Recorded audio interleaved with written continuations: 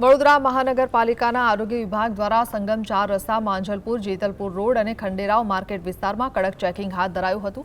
ખોરાક શાખાએ 8 hawker, 2 retailer અને 11 restaurant સહિત કુલ 21 યુનિટનું ઇન્સ્પેક્શન કરીને 2.5 કિલો અખાદ્ય પદાર્થોનો નાશ કર્યો હતો.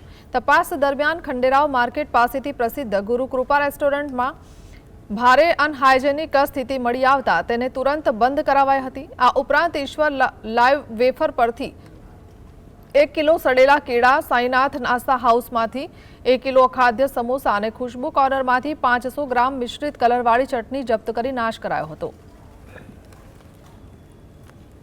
યુનિટની તપાસ કરવામાં આવી છે. એમાં હોટલ છે, રેસ્ટોરન્ટ છે, હોકર છે, સ્ટ્રીટ ફૂડ વેન્ડર છે, મેન્યુફેક્ચર છે.